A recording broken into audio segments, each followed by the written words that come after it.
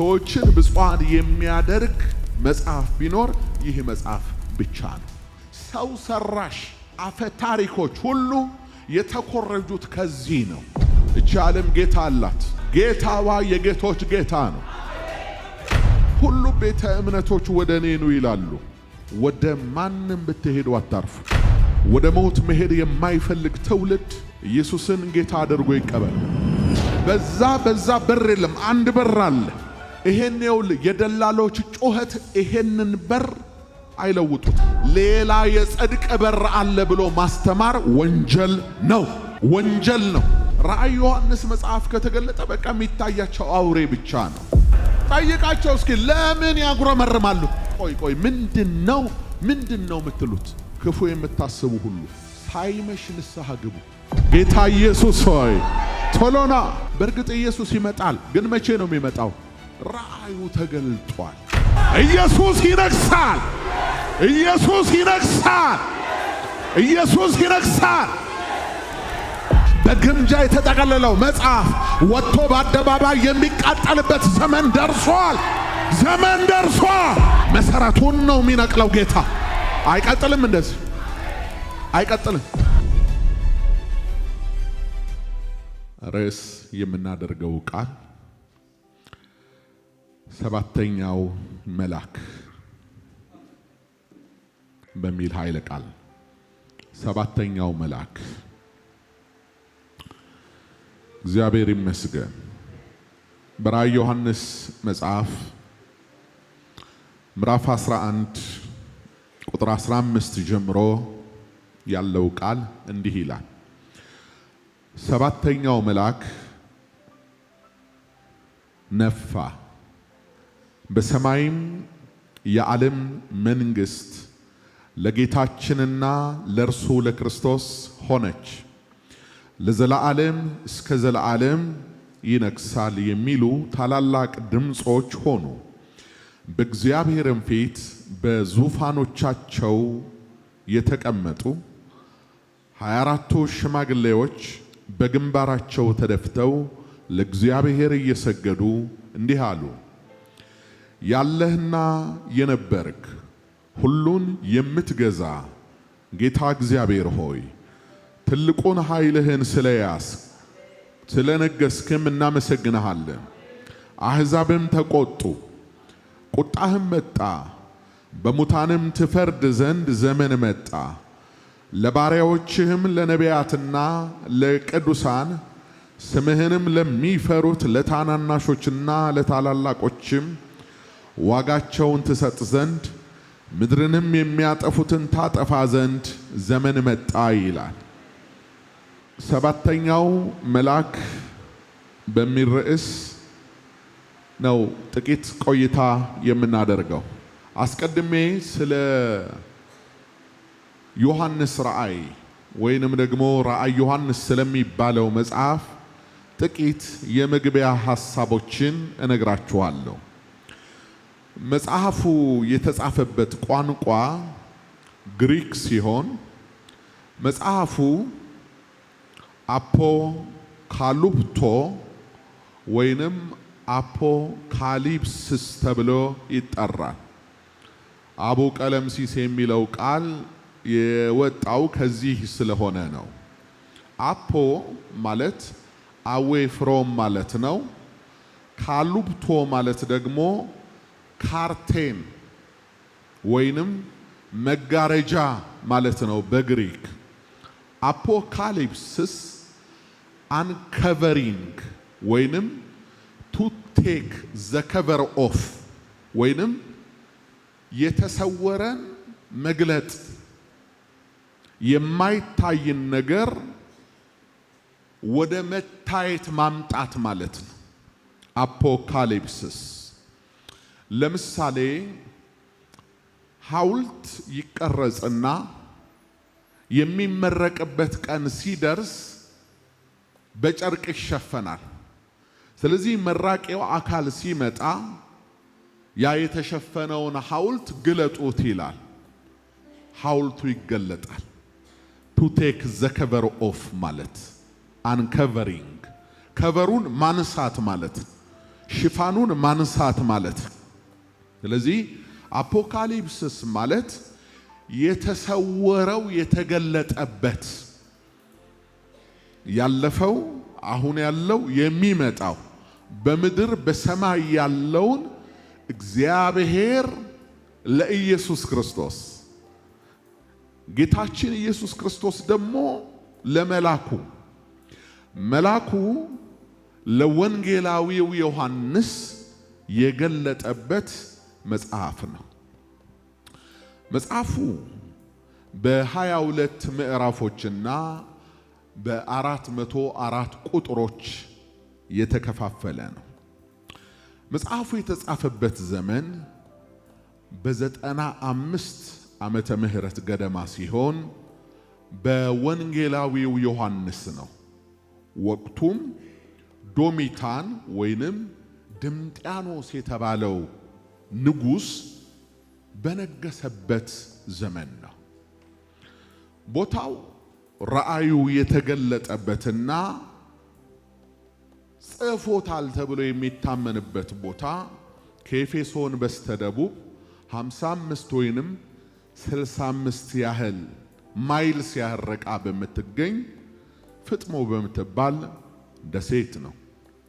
የመጽሐፉ ተደራሲያን በጊዜው በታናሽ ኤስያ አካባቢ የነበሩት 7 አብያተ ክርስቲያናት ሲሆኑ ለፍጻሜው ግን በኋላ ዘመን የሚመጡ ክርስቲያኖችና ቅዱሳን ሁሉ ናቸው። መጽሐፉ በአጠቃላይ ስለምን ያወራል?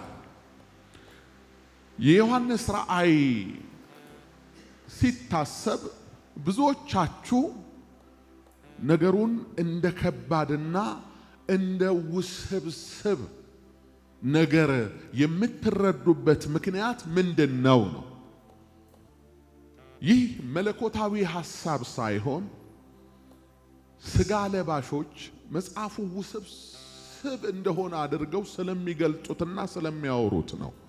ከዚህ የተነሳ መጽሐፉ አይገባኝም፣ መጽሐፉን አልረዳውም፣ ራእይ ዮሐንስ ሲባል ይጨንቀኛል፣ ይከብደኛል የሚሉ ሰዎች ጥቂት አይደሉም። ነገር ግን የእግዚአብሔር መንፈስ እንደነገረን ራእዩ ተገልጧል። የተሰወረው ወደ መገለጥ መጥቷል። አንዳንድ ሰዎች ደግሞ እየተነሱ ትንሽ የእውቀት መለኪያ ይመስል ሰዎች የእግዚአብሔርን ሐሳብ እንዲረዱት ከማድረግ ይልቅ የመጽሐፉን ሐሳብ በማወሳሰብና ጥልፍልፎች በመስራት ይልቁንም ደግሞ መጽሐፉ ከተጻፈበት አውድ ፈቀቅ በማለት ወይንም መጽሐፉ ሊናገረው ሊገልጠው ከሚፈልገው ነገር ፈቀቅ በማለት ሌላ ነገር ሲያወሩ ዘመናቸውን ይፈጃሉ። ለምሳሌ አውሬው ራእይ ዮሐንስ መጽሐፍ ከተገለጠ በቃ የሚታያቸው አውሬ ብቻ ነው። ዘንዶ ነው የሚታያቸው። ጋጉንቸርና ጊንጥ አንበጣ ነው የሚታያቸው። እሳት ባህር ነው የሚታያቸው። ቁጣ ነው የሚታያቸው። በእርግጥ እነዚህ ነገሮች በመጽሐፉ ውስጥ በልካቸውና እግዚአብሔር ለልጆቹ መግለጥ በወደደው መጠን ተገልጠዋል። የመጽሐፉ ማዕከላዊ መልእክት ግን ስለ ታላቁ እግዚአብሔርና ስለ ጌታችን ስለ ኢየሱስ ክርስቶስ ዘላለማዊ ስልጣን መናገር ነው። ስለዚህ መጽሐፉ የሚያወራው ስለ ጌታ ኢየሱስ ክርስቶስ ክብር ነው። ስለዚህ ራእይ ዮሐንስ የጌታችን የኢየሱስ ክርስቶስን ክብርና ጌትነት ዘላለማዊ ስልጣን የሚያወራ ለኛ ለአማኞች የተወደደና ደስ የሚያሰኝ መጽሐፍ ነው። ይህንን ካልኳችሁ መጽሐፉ ሲጀምር ምዕራፍ 1 ላይ ስትመለከቱ ቶሎ ይሆን ዘንድ የሚገባውን ነገር ለባሪያዎቹ ያሳይ ዘንድ እግዚአብሔር ለኢየሱስ ክርስቶስ የሰጠው በእርሱም የተገለጠው ይህ ነው። ኢየሱስም በመልአኩ ልኮ ለባሪያው ለዮሐንስ አመለከተ። እርሱም ለእግዚአብሔር ቃልና ለኢየሱስ ክርስቶስ ምስክር ላየውም ሁሉ መሰከረ። ዘመኑ ቀርቧልና የሚያነበው የትንቢቱንም ቃል የሚሰሙትና በውስጡ የተጻፈውን የሚጠብቁ ብፁዓን ናቸው የሚል ቃል ታነባላችሁ። ይህ መጽሐፍ የብፁዓን መጽሐፍ ነው። መጽሐፉ ሲጀምር ይህንን የትንቢቱን ቃል የሚሰሙ ብፁዓን ናቸው አለ። ክብር ለእግዚአብሔር ይሁን። ይህንን የትንቢት ቃል የሚሰሙ ጆሮቻችሁ ብፁዓን ናቸው። በውስጡ የተጻፈውን የሚጠብቁ ደግሞ ብፁዓን ናቸው አለ። ይኸውላችሁ ሰዎችን ወደ ብፅዕና የሚያመጣ ሰዎችን ብፁዓን የሚያደርግ መጽሐፍ ቢኖር ይህ መጽሐፍ ብቻ ነው። አለበለዚያ የሰዎች ድርሰት በቀይና በጥቁር ስክሪፕቶ ተጽፎ እገሌ የጻፈው ይሄንን ቆሞ ያነበበ ያዳመጠ የሰማ ያሰማ እስከ 7 ትውልድ ድረስ እምርለታለሁ የሚል ሰው ሰራሽ ድርሰቶች አፈ ታሪኮች ሁሉ የተኮረጁት ከዚህ ነው። ይሄ የእውነት መጽሐፍ ነው። ይህ በመንፈስ ቅዱስ ደራሲነት በሰዎች ጸሐፊነት የተጻፈ ወርቃማ የእግዚአብሔር ቃል ነው። ስለዚህ የተኮረጀው ከዚህ ነው። ይህንን መጽሐፍ የምታነቡ ብፁዓን ናችሁ። ለዚህ ነው መጽሐፉን እንድትይዙት ከመጽሐፉ ጋር ያላችሁ ተዛምዶ ከትላንትናው ይልቅ እንዲጨምር የምናበረታታችሁ። በውስጡ በረከትን የያዘ መጽሐፍ ነው። ምን አይነት በረከት! የሚሰሙ ብፁዓን ናቸው። የሚጠብቁ ብፁዓን ናቸው። የሚናገሩ ብፁዓን ናቸው። ክብር ለእግዚአብሔር ይሁን። የትንቢቱን ቃል የሚፈጽሙ ብፁዓን ናቸው። እግዚአብሔር ለጌታችን ለኢየሱስ ክርስቶስ ጌታችን ኢየሱስ ክርስቶስ ደግሞ መላኩ ደግሞ ለዮሐንስ ቃሉን ገለጠለት። የዮሐንስ በእስያ ላሉት ለ7 አብያተ ክርስቲያናት አለ። ተመልከቱ፣ መላኩ ዮሐንስን ሰላም ባለበት ሰላምታ ዮሐንስ አብያተ ክርስቲያናትን ሰላም በማለት መጽሐፉን ይጀምራል። እንዲህ በማለት ካለውና ከነበረው ከሚመጣው በዙፋኑም ፊት ካሉት ከ7ቱ መናፍስት ከታመነው ምስክር ከሙታንም በኩር የምድርም ነገሥታት ገዢ ከሆነ ከኢየሱስ ክርስቶስ ጸጋና ሰላም ለእናንተ ይሁን። ይሄን መልእክት የላከላችሁ እሱ ነው። ማን ነው እሱ? ያለውና የነበረው ያህዌ ለሙሴ በእሳት ቁጥቋጦ መሃል የተገለጠለት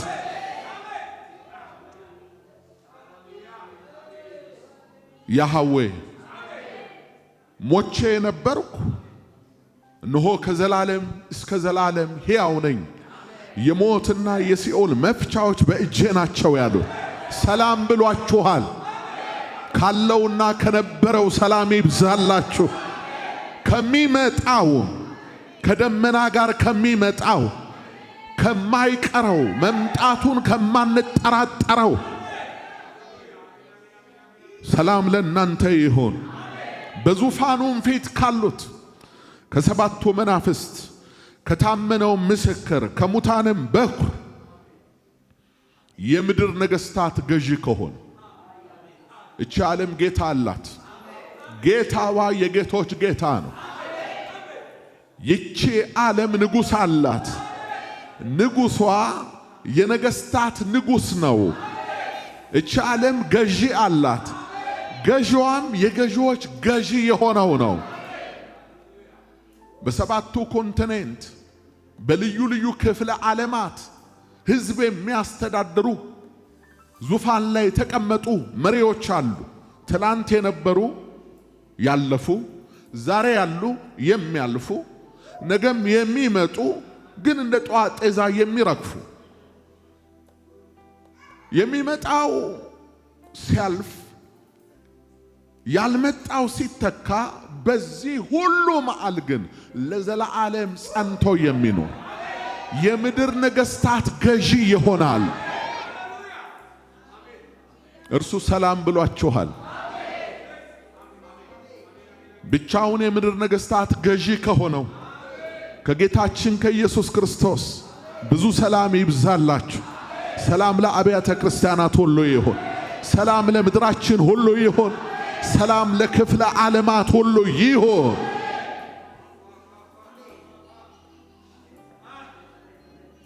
መልአኩ እንዲህ ብሎ ሰላም ስላለው ዮሐንስም ይህንን ሰላምታ ተቀብሎ በዚህ ሰላምታ ሰላም ይላል። ቀጥሎ ደግሞ ዮሐንስ የራሱን ሰላምታ ይቀጥላል። ለወደደን ከኃጢአታችንም በደሙ ላጠበን። ተመልከቱ፣ መልአክ እንዲህ ሊል አይችልም። ምክንያቱም የጌታችን የኢየሱስ ክርስቶስ ደም የፈሰሰው ለመላእክት አይደለም፣ ለኛ ለሰው ልጆች ነው። ስለዚህ ይሄ ሰላምታ በልዩ ሁኔታ የሚመለከተው እኛ የሰው ልጆችን ነው። ይልቁንም ደግሞ በክርስቶስ ኢየሱስ ደም ታጥመን ለነጻን ለኛ ለቅዱሳን በልዩ ሁኔታ ለወደደን ከኃጢአታችንም በደሙ ላጠበን መንግሥትም ለአምላኩና ለአባቱም ካህናት እንድንሆን ላደረገ ለእርሱ ከዘላለም እስከ ዘላለም ድረስ ክብርና ኃይል ይሁን ይላል።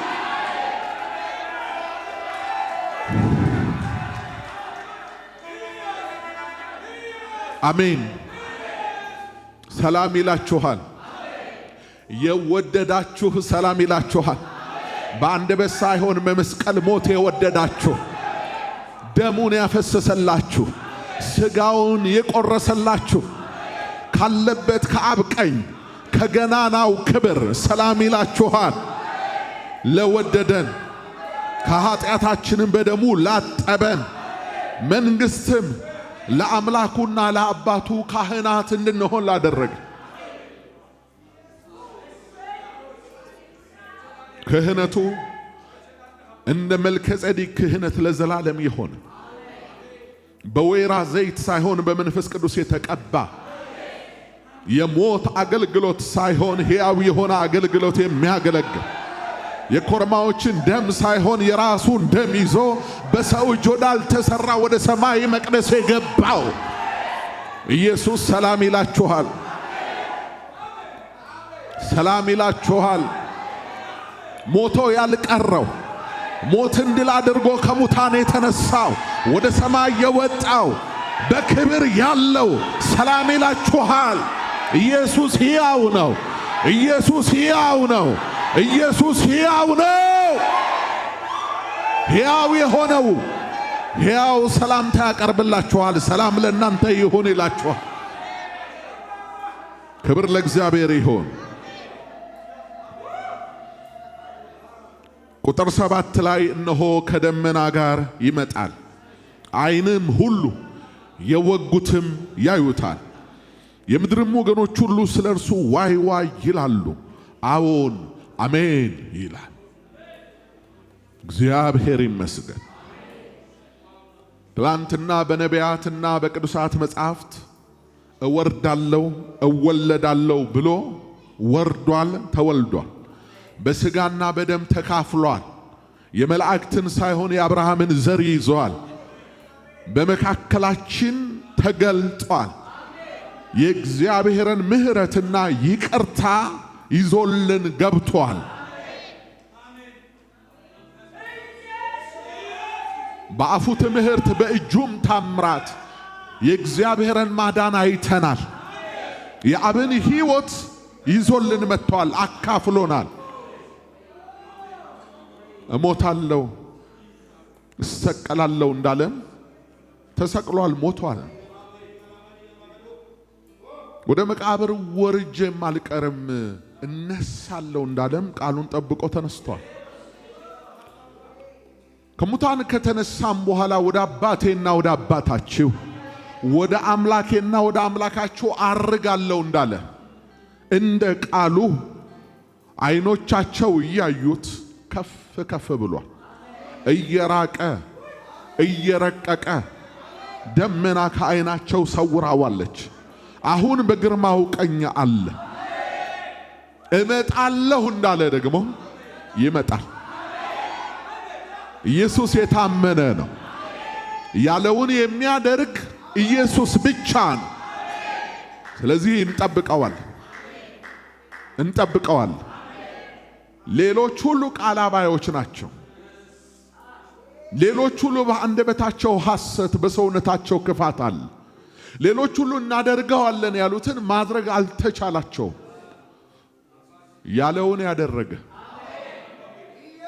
እንደ ቃሉ እንደዛው የሆነ ጌታ ኢየሱስ ነው። እመጣለሁ ብሏል፣ ይመጣል።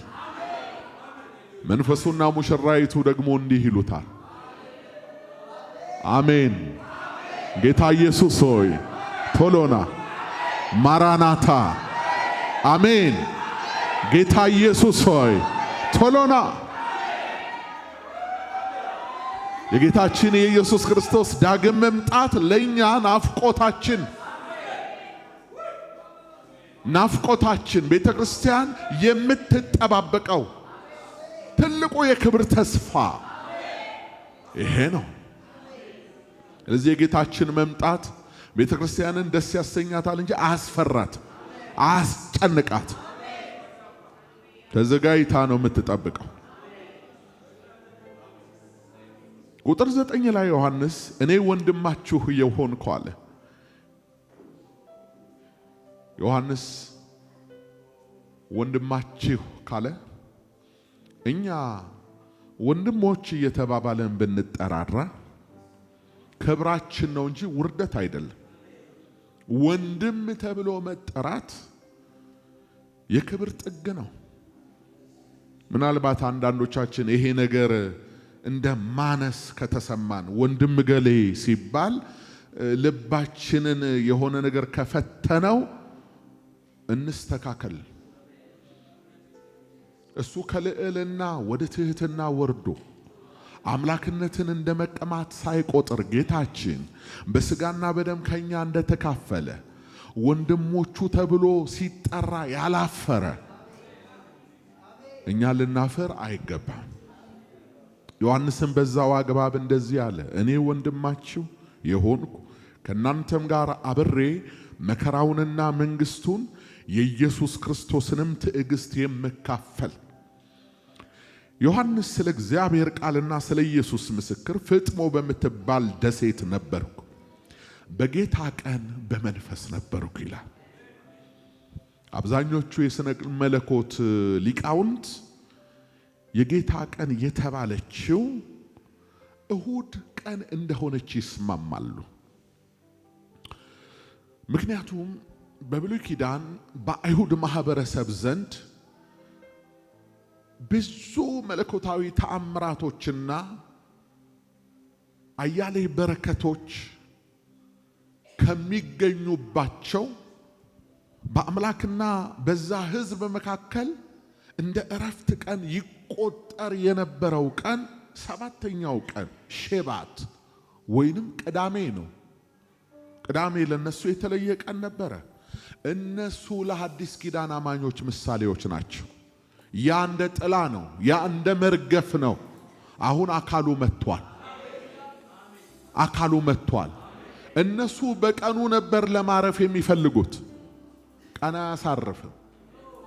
የሚያሳርፈው የቀኑ ጌታ ነው። እሱም የሰው ልጅ ይባላል። እውነተኛው ሰንበታችን ኢየሱስ ነው። ያን ሕዝብ ኢያሱ አላሳረፈውም። ኢያሱ አሳርፎትማ ቢሆን ኖሮ እንደገና ሌላ ሰንበት ለምን በተቀጠረ አለ የዕብራውያን ጸሐፊ። እውነት ነው። ሙሴ አላሳረፈውም፣ ኢያሱ አላሳረፈውም፣ ዳዊት አላሳረፈውም፣ ሰለሞን አላሳረፈውም ያን ሕዝብ። ከሰለሞን የሚበልጥ ግን በዚህ አለ። እናንተ ሸክም የከበደባችሁ አሳርፋችሁ ዘንድ ወደኔ ኑ ያለ ልበ ሙሉ ሆኖ ወደኔ ኑ ብሎ የጠራ ከኢየሱስ በቀር ማንም የለም።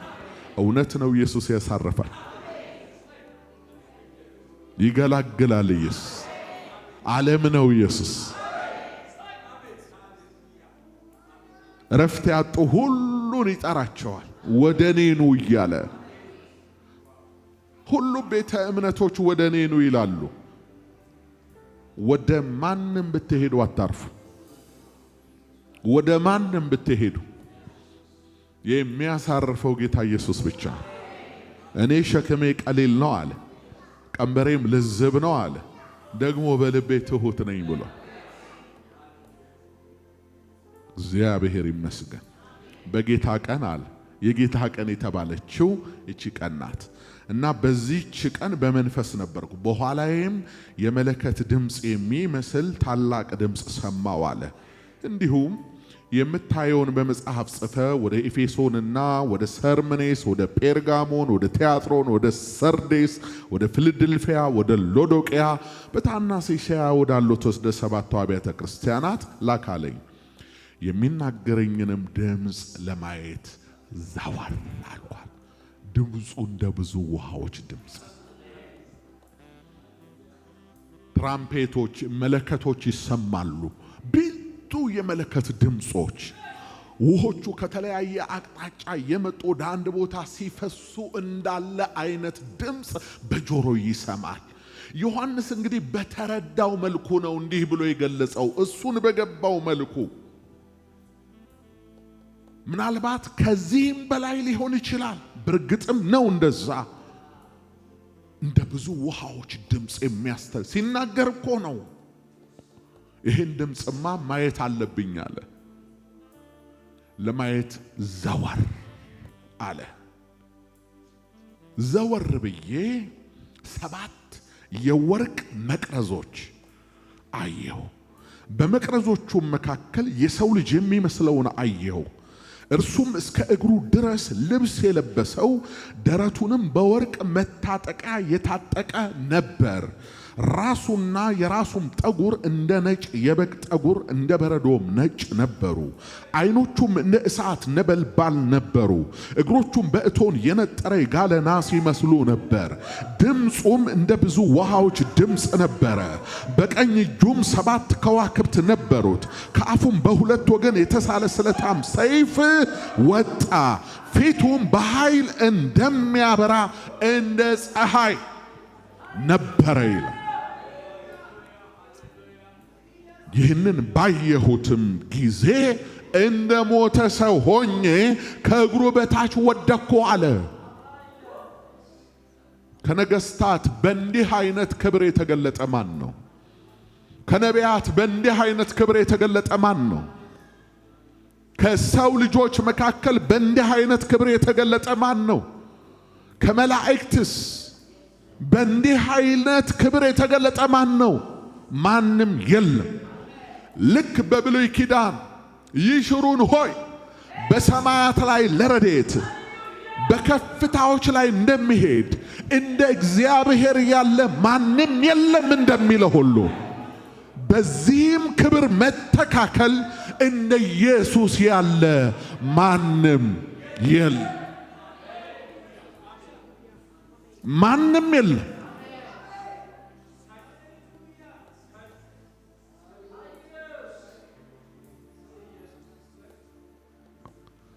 ከማንም ጋር አግዳሚ ላይ አይቀመጥም። ከማንም ጋር እሱ በስጋ የተገለጠ አምላክ ነው።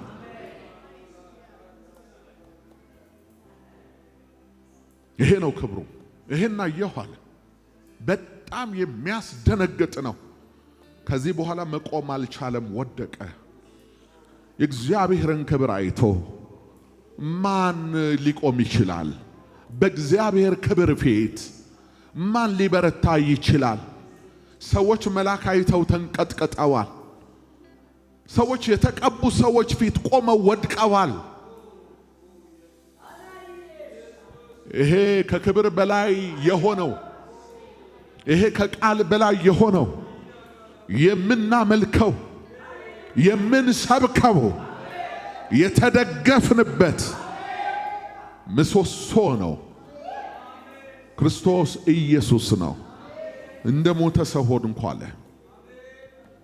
ከዚህ በኋላ በቀኝ እጁ ዳሰሰው፣ ቀኝ እጁንም ጫነብኝ አለ። አትፍራ፣ ፊተኛውና መጨረሻው ሕያውም እኔ ነኝ። ሞቼም ነበርኩ፣ እነሆም ከዘላለም እስከ ዘላለም ሕያው ነኝ። የሞትና የሲኦል መክፈቻ አለኝ። ፊተኛውና መጨረሻው አለ። ከፊተኛው በፊት ፊት እንዳልነበረ ከኋለኛውም በኋላ ኋላ የሚባል ነገር የለም። ቁጥር ከመጀመሩ በፊት መጀመሪያውን የጀመረ ጀማሪ ነው። ቁጥር ሲያበቃ ፍጻሜውን ያበጀ ኦሜጋ ነው። ይሄን ተናግሯል ጌታችን። አትፍራ አለው። ሃሌሉያ እግዚአብሔር ይመስገን። ከዘላለም እስከ ዘላለም ድረስ ይኸው ነኝ፣ የሞትና የሲኦል መክፈቻዎች አሉኛል። ቁልፉ ኢየሱስ ጋር ነው። ወደ ሞት መሄድ የማይፈልግ ትውልድ ኢየሱስን ጌታ አድርጎ ይቀበለው። መሞት የማይፈልግ ሰው ዘላለሙን አሁን ማረጋገጥ የሚፈልግ ሰው በመንገዳችሁ የምትወላውሉ በገባችሁበት ዓለም እረፍት ያጣችሁ ሰላም የማይሰማችሁ ከሞት በኋላ ስላለው ዓለም ስታስቡ ፍርሃት ፍርሃት የሚላችሁ ወይ ደግሞ ብለርድ ሆኖ ምንም የተዘጋ ነገር የማይታያችሁ እኔ ምን አውቃለሁ እንደ ቸርነቱ የምትሉ በእርግጥ እንደ ቸርነቱ ነው። ግን በመጽሐፍ የተጻፈው ደግሞ የማንፍቀው እውነት በእኔ የሚያምን ዘላለም ሕይወት አለው። ከሞት ወደ ሕይወት ተሻገረ እንጂ ከቶም ወደ ፍርድ አይመጣም። ልጁ ያለው ሕይወት አለው። እኔ መንገድ እውነት ሕይወት ነኝ፣ በእኔ በቀር ወደ አብ የሚመጣ የለም አለ። ጎልደን ጌቱ ኢየሱስ፣ የመግቢያ በሩ ኢየሱስ። በዛ በር የለም፣ አንድ በር አለ። ይሄኔው የደላሎች ጩኸት ይሄንን በር አይለውጡት። የሰዎች ቁጣ ይሄንን በር አይቀይረው። የትኛውም የሃይማኖት ተቋም ድንፋታ በዚህ በር ላይ ስልጣን የለው። ከዚህ በፊት ይሄንን በር የተቃወሙት ሁሉ እየተቀጡ ወደ መቃብር ወርደዋል። አሁንም ያሉት በቅጣት ናቸው። የሚመጡትም ይጠብቃቸዋል። የመውጊያውን ብረት መቃወም አይቻልም። ይሄንን የጽድቅ በር መቃወም አይቻልም። አብ የመረቀው በበጎች ደም አይደለም፣ በገዛ ደሙ የመረቀው የጽድቅ በር ሰዎች ሁሉ ወደ ሕይወት የሚገቡበት ወርቃማ በር ተዘጋጅቶ ሳለ ሌላ የጽድቅ በር አለ ብሎ ማስተማር ወንጀል ነው። ወንጀል ነው። ወንጀል ነው። ወንጀለኞች ደግሞ ይቀጣል። እግዚአብሔር የከፈተው የመዳኛ በር እያለ የለም ሌላ የመዳኛ በሮች አሉ እያለ የራስን ትምህርት ማደራጀትና ደረቅ ተከራካሪ መሆን ወንጀል። አሁንማ ልንገራችሁ በጣም የሚያስጠሉ ደረቅ ተከራካሪዎች በክርስቶስ ኢየሱስ ላይ በአዳኙ ላይ በዚህ በደም በተመረቀው መንገድ ላይ በዚህ ሕይወት ላይ የማይገባ ነገር የሚናገሩ ራሳቸውን እንደ ሃይማኖት አስተማሪ የሚቆጥሩ እነዚህንማ ስንዋጋቸው ነው ምንኖረው ዘመናችንን ሙሉ። በእግዚአብሔር ላይ የሚነሳውን ከፍ ከፍ የሚለውን የሰውን ሐሳብ ስናፈርሰው ነው ምንኖር። መንፈስ ቅዱስ እየረዳን እያፈረስነው እንቀጥላለን። ማንም አልቻለም። ይሄንን መጽሐፍ ከምድር ላይ ለማጥፋት በዘመኑ አቅም አለን ብለው የሚያስቡ ሰዎች ተነስተው እንደነበረ ታውቃላችሁ። በታሪክ መጽሐፉን በእሳት አቃጥለው አማኞችን በሰይፍና በቀስት በእስር ቤት በወይኒ በድንጋይ እየወገሩ በእሳት እያቃጠሉ የተለያየ ነገር በማድረግ ብዙ ነገር ሲሰሩ የነበሩ ሰዎች ነበሩ። ወዳጆች ታውቃላችሁ። የሚያመልኩበትን ስፍራ የድንጋይ ናዳ እያወረዱበት በእሳት እየለኮሱ ኢየሱስ አትበሉ እየተባለ በምድራችን በአራቱም ማዕዘን ይሄ ጫና ግን የኢየሱስን ዘር የመሲሁን ዘር አበዛው አሳነሰው? እየበዛ ነው የሚሄደው፣ እየሰፋ ነው የሚሄደው፣ እየጨመረ ነው የሚሄደው። ኢየሱስ ክርስቶስ ትላንትናም ዛሬም እስከ ለዘላለም ያው ነው። ኢየሱስ ክርስቶስ ትላንትናም ዛሬም እስከ ለዘላለም ያው ነው። ኢየሱስ ክርስቶስ ትላንትናም ዛሬም እስከ ለዘላለም ያው ነው። ያው ነው። ልንገርህ ይኸው ቆይ ነቢዩ ሕዝቅኤልን ግንባራቸው ወደማይፈታ ጆሮአቸው ወደ ደነቆረ ልባቸው ወደ ደነደነ ጨካኝ ሕዝቦች እልካለሁ አለ። በፊታቸው ቆመህ ቃሌን ተናገራል። ቢሰሙም ባይሰሙ ልቡን የዘጋ ሰው ይቀበለናል ብለን አይደለም እኛ የምንመሰክረው። የምስክር ባህሪው ስለሆነ ምስክርነት እንዲያሰማ አንድ ምስክር የሚታዘዘው በዳኛው አማካኝነት እንጂ እሱን በሚቃወሙ አቻ ምስክሮች አይደለም። ይናገር አይናገር የሚባለው ዳኛውን እስኪ የዚህ ሰው ምስክር ትናገራለህ ወይ ይለዋል። ቆሞ ይናገራል። ስለዚህ እኔና እናንተ የደረስነው ወደ ጭጋግ፣ ወደ ደመና፣ ወደ ነጎድጓድ፣ ወደ መብረቅ አይደለም። ዕብራውያን 12 ላይ እንደተጻፈ አሁን ግን ወደ ጽዮን ተራራና ወደ ሕያው እግዚአብሔር ከተማ ደርሳችኋል፣ የሁሉም ዳኛ ወደሚሆን ይላል። ወደ ዳኛው ወዳለበት ደርሰናል። ስለዚህ ዳኛው ደግሞ ስለ ልጄ መስክሮ አለ። እኛ ምስክሮች ነን። አይኖቻችን ያዩትን፣ ጆሮቻችን የሰሙትን፣ እጆቻችን የዳሰስነውን እናወራለን።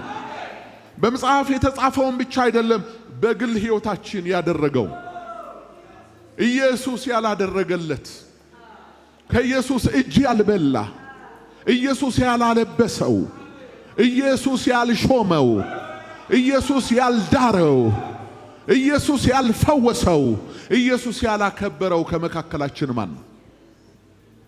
ይህን ታዲያ እንዴት ልንክደው እንችላለን?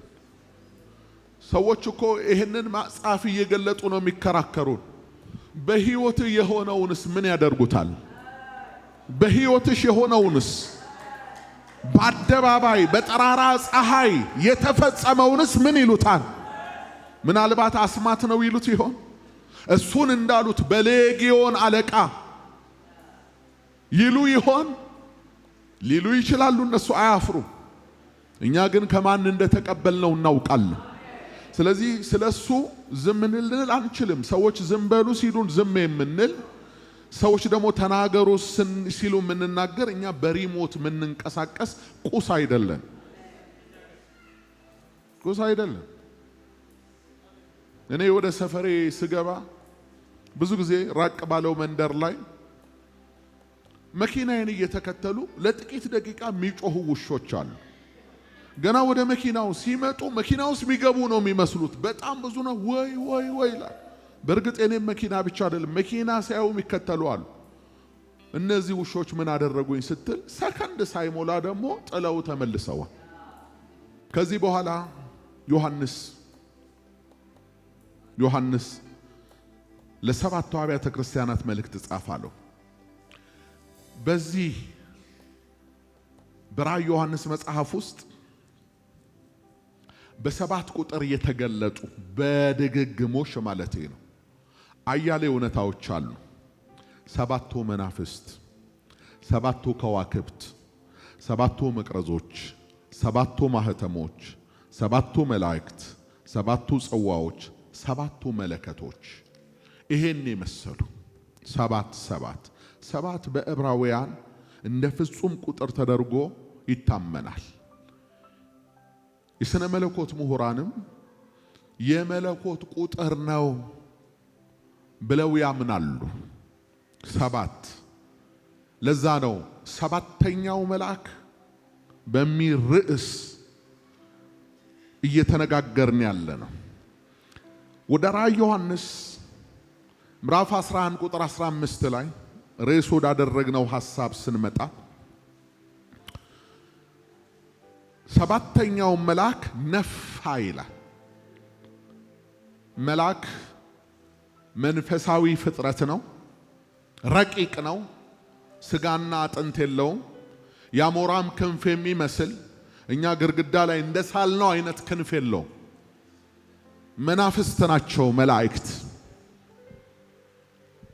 መናፍስት ናቸው። መንፈስ የሆነው መልአክ ምድራዊ ትራምፔት ወይንም መለከት ሊይዝ እንደማይችል የታወቀ ነው። ስለዚህ መልአኩ መንፈስ ከሆነ መለከቱም የመንፈስ መለከት ነው። በመንፈሳዊ ዓለም ላይ የሚነፋ መለከት ነው። ምናልባት ይሄ ነገር እንዲገባችሁ በመጽሐፈ ኢያሱ ወልደ ነዌ ምዕራፍ 6 ላይ ተመልሼ አንድ ነገር ላስታውሳችሁ እፈልጋለሁ። በመጽሐፈ ኢያሱ ላይ ያለው የእስራኤል ልጆች ታሪክ ለሁላችሁ የተገለጠ ነው። እኔ የምፈልገውን ፖይንት ብቻ ነው ማነሳው። እሱም ምዕራፍ 6 ላይ አለ። የእስራኤል ልጆች ወደ ኢያሪኮ ከደረሱ በኋላ ኢያሪኮ በግንብ የታጠረች ከተማ ስለነበረች ከተማይቱን አፍርሰው መግባት አልቻሉ። እግዚአብሔር ግን ሰማያዊ ምልክት ሰጣቸው። 6 ቀን በዝምታ የኢያሪኮን ቅጥር እንዲዞሩት፣ በሰባተኛው ቀን ግን ከ6ቱ ቀን በተለየ የቀንደ መለከት ድምፅ እንዲያሰሙ፣ የቀንደ መለከቱን ድምፅ ተከትለው ደግሞ ሕዝቡ ሁሉ በእልልታ ጮኸት እንዲጮሁ፣ ያን ጊዜ እግዚአብሔር ደግሞ አንድ ድንቅ ነገር እንደሚያደርግ ለኢያሱ ተናገረው። መጽሐፈ ኢያሱ ምዕራፍ 6 ቁጥር 15 በሰባተኛው ቀን በነጋ ጊዜ ማልደው ተነሱ፣ እንደዚህም ሥርዓት ከተማይቱን 7 ጊዜ ዞሩ። በዚያ ቀን ብቻ ከተማይቱን 7 ጊዜ ዞሩ። በሰባተኛውም ጊዜ ካህናቱ ቀንደ መለከቱን ሲነፉ ኢያሱ ሕዝቡን እንዲህ አለ፣ እግዚአብሔር ከተማይቱን ሰጥቷችኋልና ጩኹ የሚል ድምፅ ተሰማ። ያን ጊዜ ሕዝቡ ሁሉ ጮኸ። ያ ቅጥር እንደ ውሃ በእግዚአብሔር ልጆች ፊት ፈሰሰ ይላል። የእስራኤል ልጆችም ወደ ከተማይቱ አቅንተው ገቡ። በስጋ የሚታገሏቸው እንደነሱ ስጋ የለበሱ አሕዛብን በሰይፎቻቸው መቱ። ከተሞቻቸውን ሁሉ ወረሱ። ይህ ታሪክ በእስራኤል ልጆች መዝገብ ላይ ተጽፏል። ያ ሕዝብ የኛ ምሳሌ ነው። ኢያሱ ጆሹዋ ሊመጣ ያለው የኔና የናንተ መሪ የጌታ የኢየሱስ ምሳሌ ነው። በኢያሱ የሚመራው ሕዝብ 6 ቀን በዝምታ ድካም አለው፣ ነገሩም አይገባም። 6 ቀን ቅጥሩን ሲዞረው ነበር። አሁን በራዕየ ዮሐንስ ላይ ከሰባተኛው መለከት መነፋት በፊት ያሉ ልዩ ልዩ ፍርዶች እንደተከናወኑ ታያላችሁ። ደስ የማያሰኙ የቁጣ ጽዋዎች ሲፈሱ ነበር በምድር ላይ ማለት ነው። በሰባተኛው ግን ሌላ አዲስ ነገር ነው የሆነው። መለከት ተነፋ፣ ሲዝን ሊቀየር ነው። ለአማኞች እሰየው የሚያሰኝ፣ ላላመኑ ደግሞ ወዮ የሚያሰኝ። ምክንያቱም ከላይ ስታልፉ 6ኛው ወዮ አልፏል፣ 2ኛው ወዮ አልፏል፣ ምናም 3ኛው ወዮ አልፏል የሚል አለ። ወዮ ለዓለም ነው፣ ለኛ እሰየው ነው። ለዓለም ነው፣ ለቤተ ክርስቲያን እልልታ ነው። ስለዚህ 6 ቀን በድካም ነው የዞሩት። 7ኛው ላይ ግን እግዚአብሔር ቀንደ መለከት ይነፋ፣ ካህናቱ ይንፉ አለ። ከዛስ አንተ ደግሞ ከተማይቱን ሰጥቷቸዋልና ጮህ የሚል አዋጅ አሰማለው። ያን አዋጅ ተከትሎ እስራኤል እንደዛው አደረገ። ከተማይቱን ወረሱ። ኢያሪኮ የጨረቃ ከተማ ማለት ነው።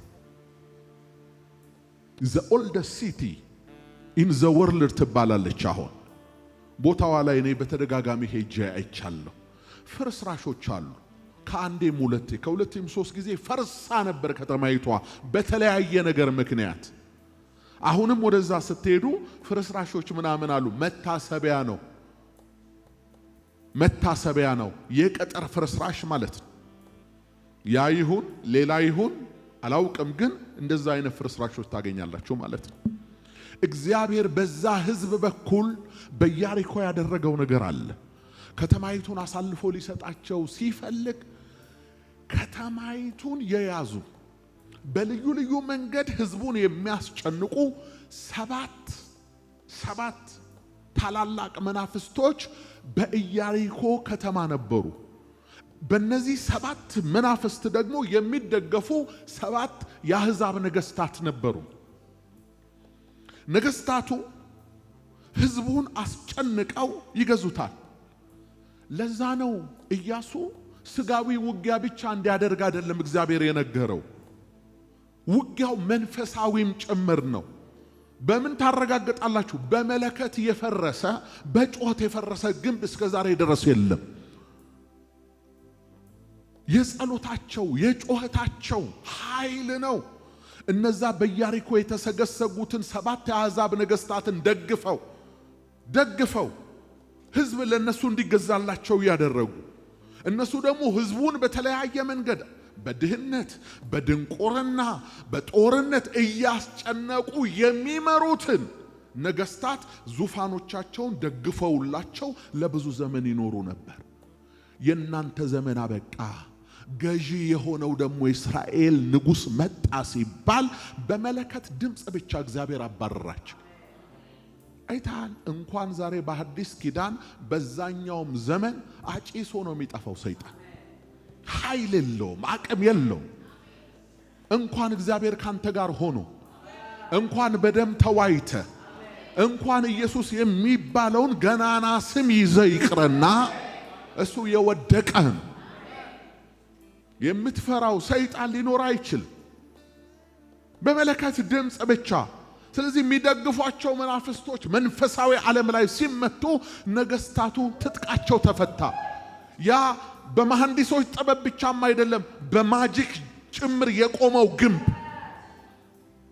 በብዙ ጥበብ እኮ ነው የተሰራው። ላዩ ላይ እኮ 2 ሰረገላ ግራና ቀኝ የሚያስኬድ ነው ኢያሪኮ ግንብ። በመዶሻ አይፈርስም፣ በእግዚአብሔር ክንድ ግን ይፈርሳል። አይፈርስም የተባለ ቅጥር ሁሉ ይፈርሳል። አይነቀነቅም የተባለ ድንበር ሁሉ ይነቀነቃል። አይደፈርም የተባለ ቅጥር ሁሉ ይደፈራል። እግዚአብሔር ሲመጣ፣ እግዚአብሔር ሲያዝ እንደሱ ነው የሚሆነው። ከዚህ በኋላ ነው ኢያሱ እየገባ ሌሎቹን እንዲህ አድርገው ነው ያችን ምድር የወረሱት ነው። የኔና የናንተ ጆሹዋ ፊት አውራሪያችን ኢየሱስ፣ ሰባሪው ኢየሱስ፣ ቀዳሚው ኢየሱስ። ሃሌሉያ! ይሄን ካያችሁ ራእይ ዮሐንስ ልመልሳችሁ 7ኛው መልአክ ነፋ ይላል። ልክ ኢያሱ በኢያሪኮ ቅጥር አጠገብ ያን መለከት እንዳስነፋ በመንፈሳዊ ዓለም ላይ ደግሞ መልአክ 7ኛውን መለከት ነፋ። መልአኩም 7ኛ ነው፣ መለከቱም 7ኛ ነው። በሰማይም እንዲህ የሚል ድምጽ ተሰማ። ከመለከቱ ድምጽ በኋላ ክብር ለእግዚአብሔር ይሁን። የዓለም መንግስት ለጌታችንና ለእርሱ ለክርስቶስ ሆነች፣ ለዘላለም እስከ ዘላለም ምን ይላል? እስኪ ይነግሳል በል። ይነግሳል በል። ይነግሳል በል። ይነግሳል በል። ይኸውልህ አንዳንድ ሰው አለ፣ አንዳንዱ አጉል አወቅኩ የሚል ነው። የሆነ ቴዎሎጂውን አውቀዋለሁ የሚል ደነዝ ማለት ነው።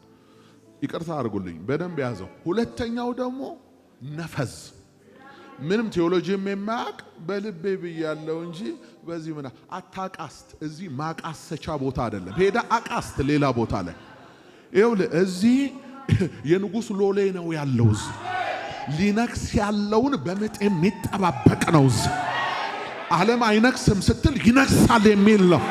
ዓለም አይመጣም ስትል ይመጣል የሚል ነው። ዓለም አይደረግም ስትል ይደረጋል የሚል ነው። ስለዚህ የት እንደገባህ እወቅ፣ የት እንዳለህ እወቅ።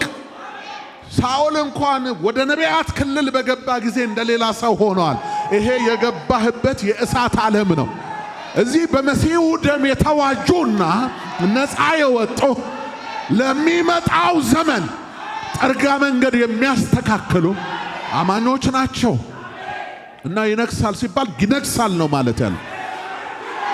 ይነክሳል፣ ይነክሳል፣ ይነክሳል፣ ይነክሳል፣ ይነክሳል።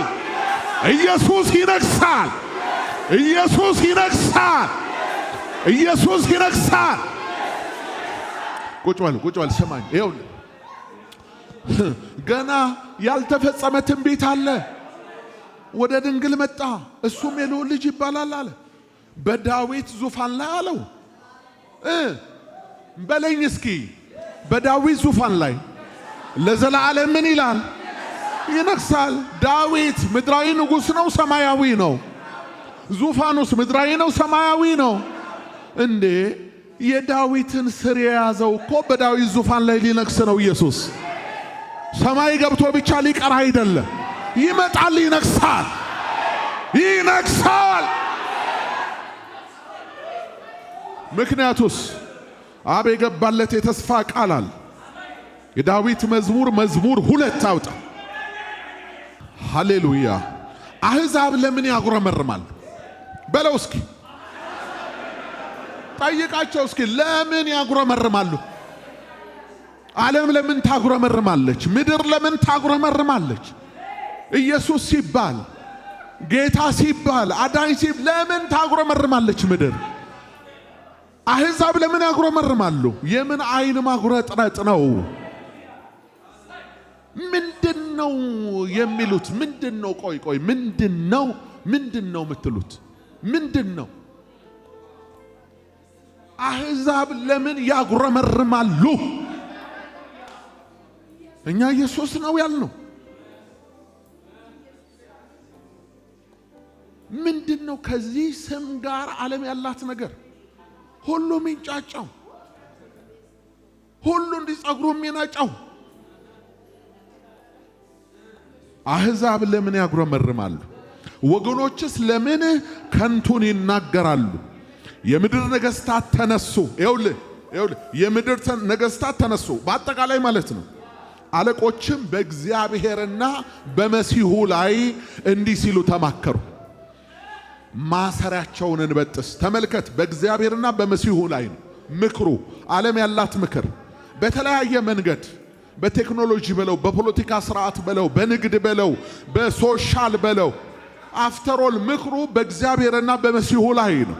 እግዚአብሔር በፈጠረው ዓለም፣ እግዚአብሔር በፈጠረው ሕዝብ፣ እግዚአብሔር በሰራው ስርዓት ላይ ጣልቃ ገብቶ የፈጠረውን ዓለም ለመምራት፣ የፈጠረውን ሕዝብ ለመግዛት፣ እነርሱ ዘላለማዊ ሆነው ከሁሉ በላይ ሆነው ለመቀጠል ነው። ግን አይችሉም።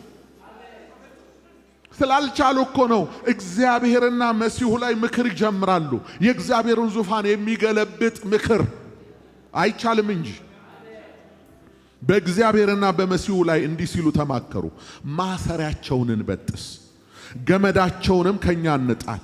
በሰማይ የሚኖር እርሱ ይስቃል። አሁን መንፈስ ቅዱስ ነው የሚናገረው። የነሱ ምክር ይሄ ነው። ማሰሪያቸውን እንበጥስ፣ ገመዳቸውንም ከኛ እንጣል። ይኸውልህ መሲሁና እግዚአብሔር አንድ የሆኑበት ደግሞ ፍጥረትን ሁሉ የሚገዙበትን ማሰሪያ። ይሄ ማሰሪያ የሰው ማሰሪያ እንዳይመስላችሁ።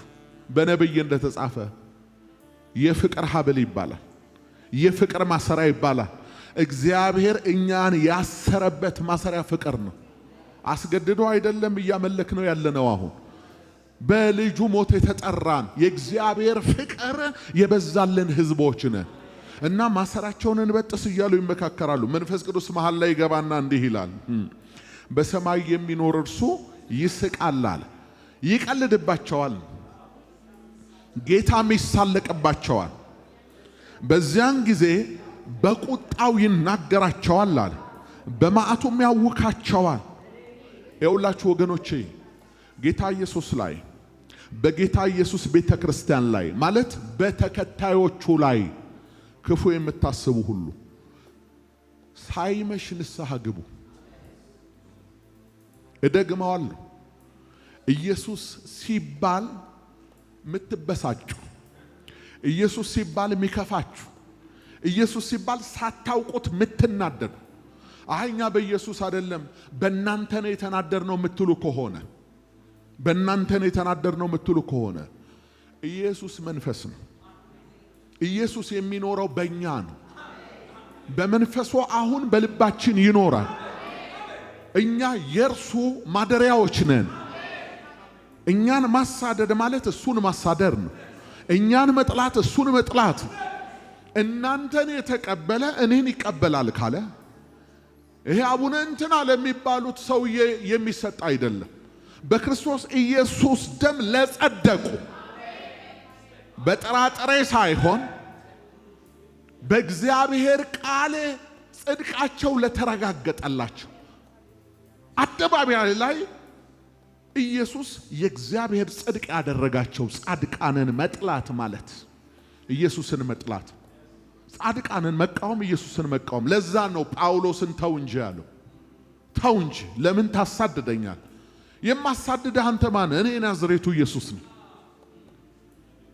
ኢየሱስ ያለው በሰማይ ታዲያ ለምን ታሳድደኛለህ? ለምን ይላል? ቤተ ክርስቲያንን እያሳደደ ነው ሰውየው ሳያውቅ። እኛ ባለማወቅ ድሮ እናሳድድ እንደነበረው አሁንም ባለማወቅ ጨለማ ውስጥ ነው የሚያሳድዱ ሰዎች አሉ። የእግዚአብሔር ምሕረት ይድረሳቸው። በቃኝ ይበሉ። የውሸት ክርክር በቃኝ ይበሉ። የውሸት ትግል በቃኝ ይበሉ። አንድ ሰውን ደግሞ ይሄ ቃል ይነድፈዋል። ውሸት እኮ ይደክማል፣ ይታክታል። ይሄ አጋዥ አለው፣ መንፈስ አለ ከኋላ ኃይል የሚሰጥ። ውሸት አጋዥ የላትም። እና ይስቅባቸዋል፣ በመዓቱ ያውካቸዋል ካለ በኋላ እኔ ግን አለ። ማን ነው እንዲህ የሚለው? እግዚአብሔር አብ ነው። እግዚአብሔር አብ ነው፣ ዳዊት አይደለም። አሁን ዳዊት ጻፈው እንጂ እሱ አይደለም። እንዴ የሚለው ማን ነው? እግዚአብሔር። እኔ ግን ንጉሴን ሾምኩ በተቀደሰው ተራራዬ በጽዮን ላይ። እግዚአብሔር የመረጠው የራሱ ንጉስ ምድርን እንዲያስተዳድር፣ ምድር በሱ እንድትመራ የጽድቅ ንጉስ መልከ ጼዴቅ እንደ ጥላ እንደ ምሳሌ የነበረው የኢየሱስ ሻዶ የነበረው መልከ ጼዴቅ የጽድቅ ንጉስ ይባላል። ኦሪጂናሉ መጣ፣ አማናዊው መጣ፣ እውነተኛው መጣ። እውነተኛው መልከ ጼዴቅ የጽድቅ ንጉስ ኢየሱስ ዓለምን በአፈሙዝ ሳይሆን በሰላም የሚገዛት እንኳን ሕዝብ አሕዛብ እንኳን ሰላም የሚያገኙበት ረፍት የሚያገኙበት አንበሳና በግ ያለ ጠብ አብረው የሚተኙበት ሕፃን ልጅ የእፉኝት ጉድጓድ ላይ እጁን ጭኖ የማይነደፍበት ነብርና ፍየል አብረው የሚወጡበት ሰው ሁሉ የጦር መሳሪያውን ማረሻ ለማድረግ የሚቀጠቀጠበት ሕዝብ ሁሉ ስለ ሰላም የሚያወራበት ምድር በሰላም የምትመራበት በኒኩሬል የማያስፈራራ በአውቶሚክ ቦምብ የማያስፈራራ የጽድቅ ንጉስ እየመጣ ነው። አዋጅ አዋጅ አዋጅ አዋጅ! የጽድቅ ንጉስ እየመጣ ነው። እና ቁጥር 7 ላይ ትእዛዙን እናገራለሁ አለ። እኔ ግን ንጉሴን ሾምኩ በተቀደሰው ተራራ በጽዮን አለ። ለጊዜው ለዳዊት የሚናገር ይመስላል። ለፍጻሜው የዳዊት ስርና ዘር ለሆነው ለክርስቶስ ነው። እቺ ጽዮን መንፈሳዊቷ ጽዮን ናት። ዕብራውያን 12 ላይ ያያችኋት ወደ ጽዮን ተራራ ደርሳችኋል። መንፈሳዊ ተራራ ናት። እኔ ትእዛዙን እናገራለሁ አለ። ምን ይላል? እግዚአብሔር አለኝ። ማን ነው ይሄን የሚለው? እግዚአብሔር አለኝ የሚል ይኸውልህ፣ አንተ ልጄ ነህ፣ እኔ ዛሬ ወለድኩ። አንተ ልጄ ነህ ያለው ማን ነው? መሲሁ ነው። እኔ ትእዛዙን እናገራለሁ አለ። ምን ብዬ? እግዚአብሔር አለኝ አንተ ልጄ ነህ፣ እኔ ዛሬ ወለድኩ። ዛሬ ነው፣ ሁሌ ዛሬ ነው። እግዚአብሔር ፓስት የለው፣ ፊውቸር የለው። ፓስት ውስጥ አስገብተህ ለእግዚአብሔር ወዝ አትቀጥልም። ፊውቸር ላይ አምጥተው ዊል አትልም ለእግዚአብሔር። እግዚአብሔር አሁን ነው፣ ኢዝ ነው፣ በቃ አሁን ነው። እግዚአብሔር ሁሌ አሁን ነው። እግዚአብሔር አሁን ነው። ለኛ ነው እንደ ታሪክ ድሮ እንዲያርጎ ያኔ እንዲያርጎ ምንለው ማለት ነው። ለኛ እውነት ነው። ለኛ እኮ ዘመን አለን፣ ጊዜ አለን፣ ልክ አለን። ለኛ ትላንትና ነገ አለን። ለሱ ትላንት የለውም፣ ነገ የለው። ያለ ትላንት ቀዳማዊ ነው፣ ያለ ዛሬ ማዕከላዊ ነው፣ ያለ ነገ ዳህራዊ ነው። እሱ ከካላንደር ውጪ ነው። አንተ ልጄ ነህ። ከዛስ እኔ ዛሬ ወለድኩ፣ ለምነኝ፣ አሕዛብን ለርስትህ የምድርንም ዳርቻ ለግዛት እሰጣለሁ። በብረት በትር ትጠብቃቸዋለህ፣ ትቀጠቅጣቸዋለህ አላለም። በብረት በትር ምን ትላቸዋል? አንተ የምትጠበቀው በብረት በትር ከሆነ አንተን ሊነጥቅ የመጣው ተኩላ ምን ይገጥመዋል ማለት ነው። ላንተ መጠበቂያ የሆነው የብረት በትር የሱን አናት ያፈርሳል ማለት ነው። ለጠላት መቀጥቀጫ ነው፣ ላንተ ደግሞ መጠበቂያ ነው። ስለዚህ በብረት በትር ምን ትላቸዋል? ብረት በትር ስልጣኑ ጽኑ እንደሆነ ማሳያ ነው። እንደ ሸክላ ሰሪ ዕቃም ትቀጠቅጣቸዋለህ። ምን ማለት ነው? ይሄ ደግሞ ቢፈልግ አፍርሶ ቢፈልግ አድሶ እንደወደደ ለእግዚአብሔር እንደምትመች አድርጎ ይሰራሃል ማለት ነው። እንደ ሸክላ ሰሪ አለ። የክብር ሸክላዎች ነን። የከበረ መዝገብ በውስጣችን አለ። አሁንም እናንተ ነገሥታት ልብ አድርጎ አለ። እናንተ የምድር ፈራጆችም ተገሰጹ፣ ለእግዚአብሔር በፍርሃት ተገሱ፣ በረአድም ደስ ይበላችሁ።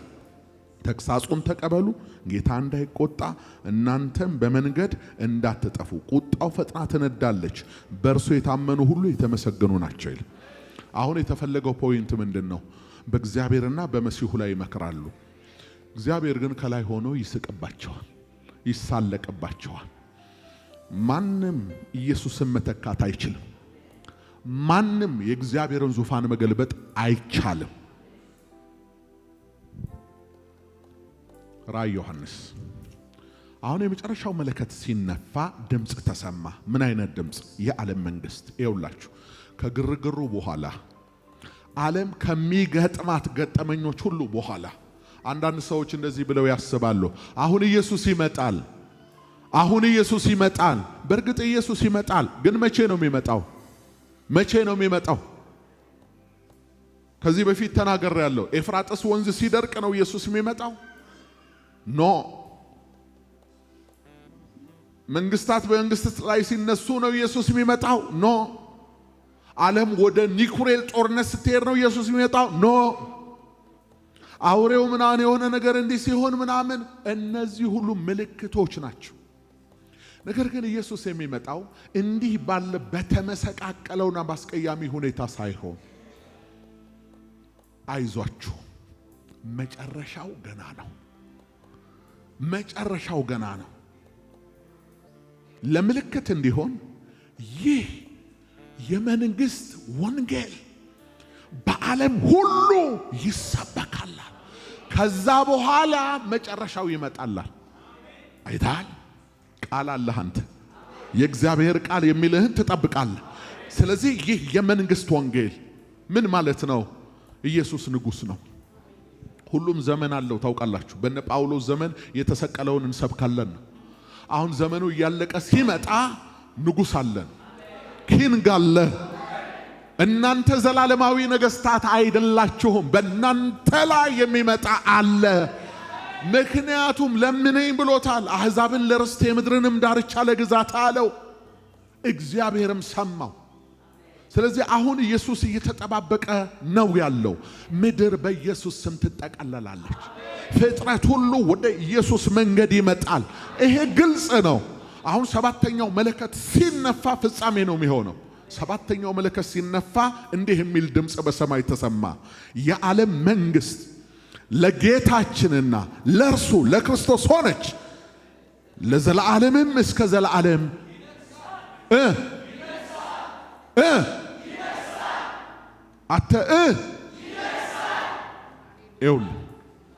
የሚቃወሙት እስራኤል ባላንጣዎችን በኃይል ተገልጦ በአፉ እስትንፋስ የሚያጠፋቸው በራዕየ ዮሐንስ መጽሐፍ ምዕራፍ 19 ላይ ተጽፎ እንደምናነበው ሰማይ ተከፍቶ አየሁ፣ እነሆም አምባ ላይ ፈረስ የተቀመጠበትም የታመነና እውነተኛ ይባላል። አይታችኋል? ፈረስ ላይ ነው የተቀመጠው። ፈረስ ደግሞ ለጦርነት ቀን ነው የሚዘጋጀው። በጽድቅም ይፈርዳል ይዋጋልም። አይኖቹም እንደ እሳት ነበልባል ናቸው። በራሱ ላይም ብዙ ዘውዶች አሉ። ከእርሱም በቀር አንድስ እንኳን የማያውቀው የተጻፈ ስም አለው። በደምም የተረጨ ልብስ ተጎናጽፏል። ይሄ ደም መስቀል ላይ ሲሰቀል ስለኛ ቤዛነት የፈሰሰ ደም እንዳይመስለ አለቀ እኮ እሱ። ይሄ በቀል ደም፣ የበቀል ቁጣ የወይን ጠጅ መጥመቂያውን ስፍራ አንድ ሰው ሲረግጥ ወይኑ እየተፈናጠረ ልብሱን ሁሉ እንደሚያቀልመው በጠላቶቹ የበቀል ደም ልብሱ ማለት ያ እንደ በግ አንገት ደፍቶ ያየኸው ኢየሱስ ሲመጣ ሌላ እንደ አንበሳ ነው የሚገለጥ። የሚማልድበት ጊዜ፣ የሚራራበት ጊዜ፣ ይህ የጸጋ ዘመን የሚዘጋበት ጊዜ አለ። እንዲህ እንደቀለድን አይቀጥልም ነገሩ። እንዲህ እንዳሾፍን ኢየሱስን ተቀበል ሲባል መናኸሪያ ነው መቀበለው፣ እንትን እጄ ነው መቀበለው እያልክ አትቀጥልም። ሌላ ታሪክ አለ። በደም የተረጨ ልብስ ተጎናጽፈዋል፣ ስሙም የእግዚአብሔር ቃል ተብሏል። በሰማይም ያሉ ጭፍራዎች ነጭና ጥሩ ቀጭን የተልባ እግር ለብሰው በአምባላዮች ፈረሶች ተቀምጠው ይከተሉት ነበር። አሕዛብንም ይመታበት ዘንድ ስለታም ሰይፍ ከአፉ ይወጣል። ተመልከት፣ ከአፉ እኮ ሰይፍ ይወጣል። እሱም ቃሉ ነው ሲል እርሱም በብረት በትር ይገዛቸዋል። እርሱም ሁሉን የሚገዛ የእግዚአብሔርን የብርቱ ቁጣውን ወይን መጥመቂያ ይረግጣል። በልብሱና በጭኑም ላይ የተጻፈበት የነገስታት ንጉስና የገዢዎች ጌታ የሚል ስም ነው ይላል።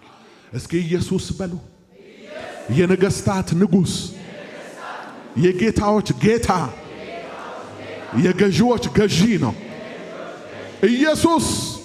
የነገስታት ንጉስ፣ የጌቶች ጌታ፣ የገዢዎች ገዢ ነው። በመጨረሻ ይሄ ድምፅ እንደተሰማ ሽማግሌዎች የተናገሩትን አነብና እንጨርሳለን። ቁሙ። ያለህና የነበርክ ሁሉን የምትገዛ ጌታ እግዚአብሔር ሆይ ትልቁን ኃይልህን ስለያዝክ ስለነገስክም እናመሰግንሃለን። አሕዛብም ተቆጡ፣ ቁጣህም መጣ፣ በሙታንም ትፈርድ ዘንድ ዘመን መጣ። ለባሪያዎችህም ለነቢያትና ለቅዱሳን ስምህንም ለሚፈሩት ለታናናሾችና ለታላላቆችም ዋጋቸውን ትሰጥ ዘንድ ምድርንም የሚያጠፉትን ታጠፋ ዘንድ ዘመን መጣል።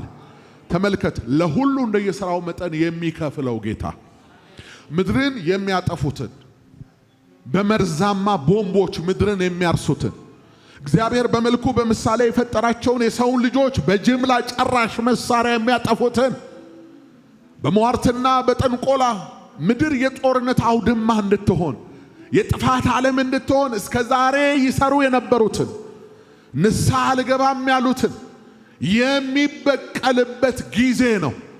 እነሆ ዘመን መጣ ይላል። ዘመን ሲመጣ ለአንዳንዶች እሰየው፣ ለአንዳንዶች ደግሞ ወየው ነው። ስለዚህ ወየው የሚሉት ንስሐ ያልገቡ ያልተመለሱ ሲሆኑ፣ እሰየው እልል ማራናታ የሚሉት ያመኑ ናቸው። እስኪ ዘመን መጣ በሉ። ዘመን መጣ በሉ። ይኸውላችሁ ለኔና ለናንተ የመጣው ዘመን የወንጌል ዘመን፣ የቃል ዘመን። በሚቀጥሉት ጊዜያት በምድራችን በዓለማችን ሁሉ ከዚህ ከትርምሱ በኋላ ሌላ የቃል ሪቫይቫል ይጀምራል። ሰዎች ሁሉ ወደ እግዚአብሔር ቃል መምጣት ይጀምራሉ። በዓለም ላይ ያሉ ሁሉ የእግዚአብሔርን ቃል መክፈት ይጀምራሉ። እግዚአብሔር ከቃሉ ስብ ያጠግባቸዋል። ከቃሉ የወይን ጠጅ ያረካቸዋል። በመንፈሱም ይጥለቀለቃሉ። የመጨረሻው ዘመን ኤልያሶችን እግዚአብሔር ያስነሳል። የመጨረሻው ዘመን ሙሴዎችን እግዚአብሔር ያስነሳል። ለእግዚአብሔር የሚቀኑ ሙሴ ፈርዖን ፊት እንደቆመ ሕዝቤን ልቀቅ ይልሃል ያመልከኝ ዘንድ እንዳለ በተለያየ ነገር የተያዘው ሕዝብ ከጠንቋዮች እጅ እንዲወጣ፣ ከሃይማኖተኞች እጅ እንዲወጣ፣ ከአስማተኞች እጅ እንዲወጣ፣ ከዚህ ዓለም አልባሌዎች እጅ እንዲወጣ ልቀቅ የሚሉ ሰዎች ይነሳሉ። በሙሴ መንፈስ የሚንቀሳቀሱ ቢያስፈልግ ድንቅ የሚያደርጉ ውሃ የሚከፍሉ ሰማይ የሚለጉሙ ድንቅና ታምራት የሚያደርጉ ትላንትናም ይሄን ያደረገ ሙሴ ሳይሆን የሙሴ አምላክ ነው። ትላንትናም ይሄን ያደረገ ኤልያስ ሳይሆን የኤልያስ አምላክ ነው። የኤልያስ አምላክ ዛሬም ሕያው ነው። የበዓሊምን ካህናት የሚያዋርዳቸው የእናንተ አልሰራም የሚላቸው ጥንቆላ የማይሰራበት ዘመን መጥቷል። ይሄ በሱት የተጠቀለለው መጽሐፍ፣ በግምጃ የተጠቀለለው መጽሐፍ ወጥቶ በአደባባይ የሚቃጠልበት ዘመን ደርሷል። ዘመን ደርሷል። ዘመን ደርሷል። ዘመን ደርሷል። ይሄን ሕዝብ ከአስማተኞች እጅ እግዚአብሔር የሚያስመልጥበት፣ ከጠንቋዮች እጅ እግዚአብሔር የሚያስመልጥበት፣ ከደጋሚዎች እጅ እግዚአብሔር የሚያስመልጥበት፣ ከክፉዎች እጅ እግዚአብሔር የሚያስመልጥበት ዘመን ደርሷል። ምንም ይህን ዘመን ልትቀይረው አትችልም፣ ልትለውጠው አትችልም። አልባሌ ቲክቶከሮችን በማስነሳት ይሄ ማህበራዊ ሚዲያ ላይ ውርወር የሚሉትን ሰዎች በማስነሳት እነሱ ስላላወቁት ነው። ነገሩ የሚሰራው ከጀርባ ነው። ነገሩ የሚሰራው ሌላ። እነዚህ ምንም አያውቁም፣ ምስኪኖች ናቸው። ለሃይማኖታቸው ቀንተው ነው። እኛ ግን ዋናውን እንመታዋለን። መሰረቱን ነው የሚነቅለው ጌታ። አይቀጥልም፣ እንደዚህ አይቀጥልም። ስጋ ቤቶች፣ መጠጥ ቤቶች፣ ጭፈራ ቤቶች በደጋሚ ድግምት ገበያ ማታቀጣጥሉበት ዘመን ይመጣል። ሌሎቻችሁም በዚህ ሥራ ውስጥ ያላችሁ ሁሉ ከዚህ በኋላ ሲዝኑ አይፈቅድም፣ አይፈቅድም። ወደ ኢየሱስ ተመለሱ፣ ወደ ብርሃን ተመለሱ፣ ወደ ፀሐዩ ተመለሱ። አይቀጥልም እንደዚህ። ትዳር በድግምት እየተያዘ አይቀጥልም። መስተፋቅር እየተደገመ አይቀጥልም። አስማት እየተደገመ አይቀጥልም። አይሆንም፣ አይሆንም፣ አይሆንም፣ አይሆንም። በልዩ ልዩ አሰራር ሕዝብ አግዝ እየተባለ ሕዝቡ በማያውቀው መንገድ ዝም ብሎ እየተጋዘ እንደ ደመና እንዲህ የብረት ቆብህን ያወልቅልሃል ጌታ። ከዓይን ላይ ቅርፊት ይወድቅልሃል። አጥርተህ ማየት ትጀምራለህ። የት ነበርኩ ማለት ትጀምራለህ። እግዚአብሔር ምድሪቱን ይባርካል። የቃል የቃል የቃል በረከት ይለቀቃል። ሰው በእግዚአብሔር ቃል ነፃ ይወጣል። ይሄ ምን ልታረገው? ይሄን አሁን አሳስረ ትችለዋለህ? ስንቱን ታሳስረዋል? አንድ እኮ አይደለም የመሲሁ ዘር፣ አንድ አይደለም እኮ ምስክሩ፣ ስንቱን ታስረዋል?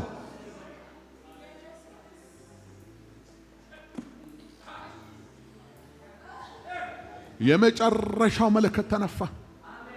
በቃ የመጨረሻው የዓለም መንግስት ለጌታችን ለኢየሱስ ክርስቶስ ሆነች።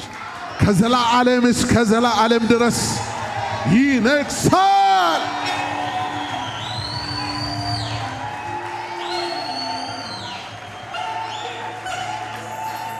ክብር ክብር ክብር ክብር ክብር ክብር፣ እልልታ እልልታ እልልታ። ኢየሱስ ጌታ ነው።